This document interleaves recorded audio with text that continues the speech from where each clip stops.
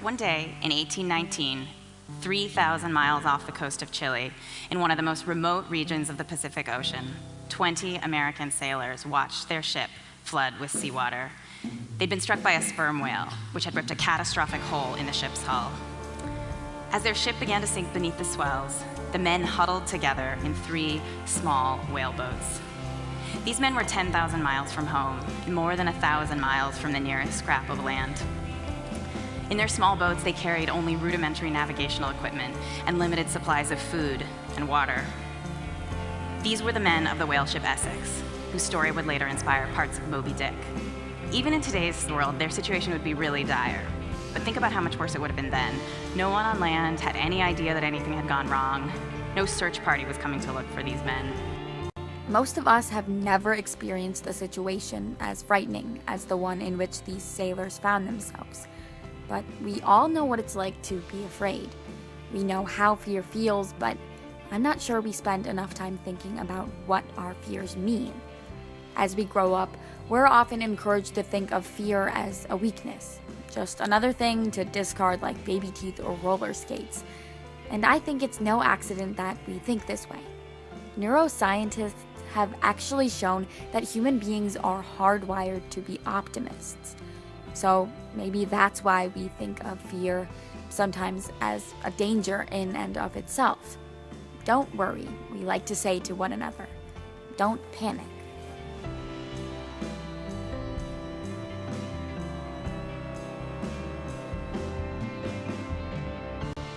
The warping night air having brought the boom of an owl's voice into her darkened room, we tell the wakened child that all she heard was an odd question from a forest bird, asking of us, if rightly listened to, who cooks for you, and then who cooks for you. Words, which can make our terrors bravely clear, can also thus domesticate a fear, and send a small child back to sleep at night, not listening for the sound of stealthy flight, or dreaming of some small thing in a claw, borne up to some dark branch and eaten raw.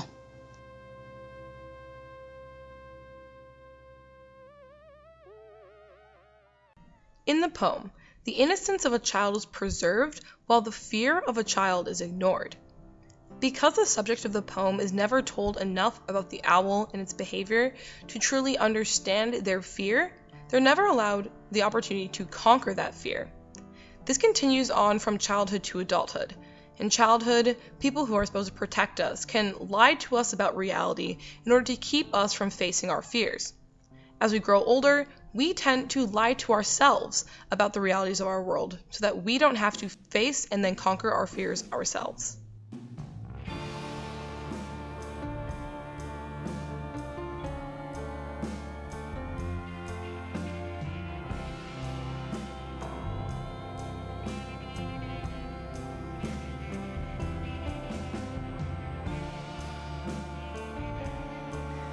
Well, let's return to the year 1819 for a moment, to the situation facing the crew of the whale ship Essex.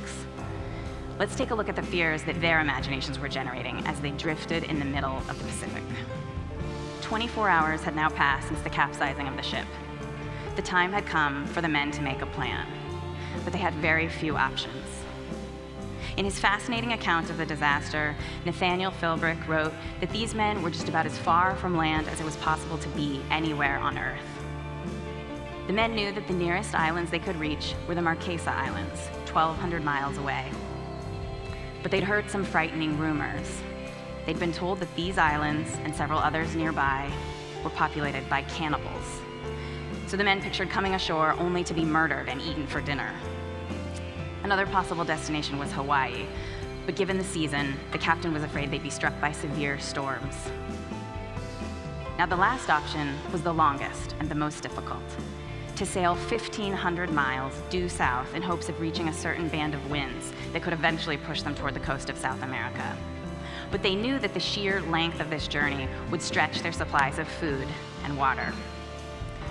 To be eaten by cannibals, to be battered by storms, to starve to death before reaching land. These were the fears that danced in the imaginations of these poor men. And as it turned out, the fear they chose to listen to would govern whether they lived or died. Now we might just as easily call these fears by a different name. What if instead of calling them fears, we called them stories? because that's really what fear is, if you think about it. It's a kind of unintentional storytelling that we are all born knowing how to do, and fears and storytelling have the same components. They have the same architecture. Like all stories, fears have characters. In our fears, the characters are us. Fears also have plots. They have beginnings and middles and ends.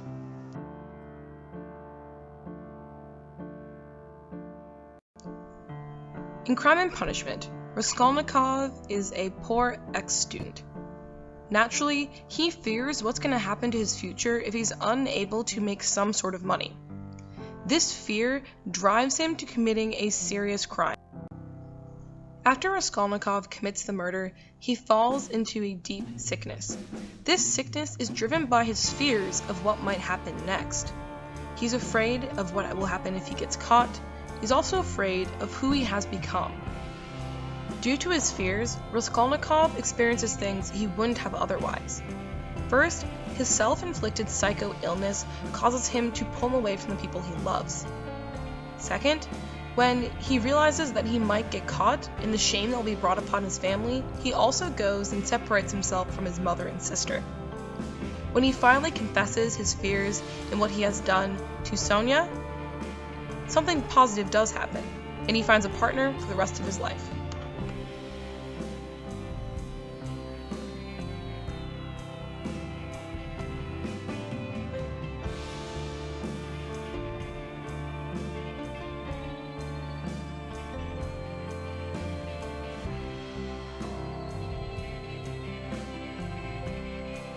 After much deliberation, the men finally made a decision. Terrified of cannibals, they decided to forego the closest islands and instead embarked on the longer and much more difficult route to South America. After more than 2 months at sea, the men ran out of food, as they knew they might, and they were still quite far from land. When the last of the survivors were finally picked up by 2 passing ships, less than half of the men were left alive, and some of them had resorted to their own form of cannibalism. Of all the narratives their fears wrote, they responded only to the most lurid, the most vivid, the one that was easiest for their imaginations to picture: cannibals. But perhaps if they'd been able to read their fears more like a scientist, with more coolness of judgment, they would have listened instead to the less violent but the more likely tale, the story of starvation, and headed for Tahiti, just as Melville's sad commentary suggests.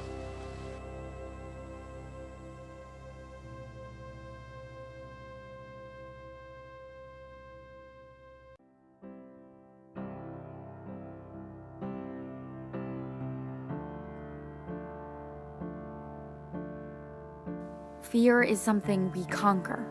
It's something we fight. It's something we overcome.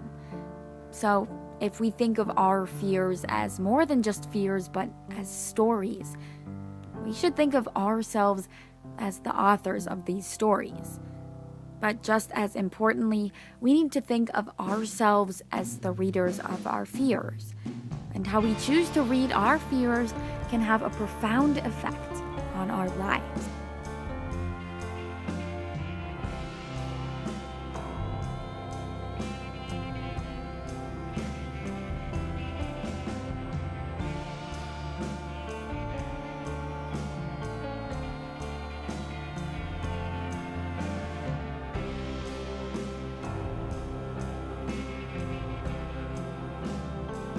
In the short story The Bear, the entire community is afraid of the big, elusive beast, Old Ben.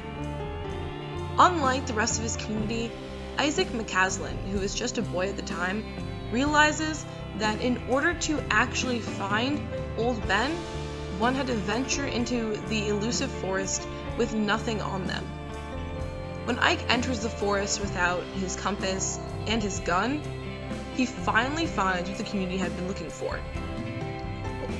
By conquering his fear, Isaac is able to accomplish something that people much older and much wiser than he was couldn't.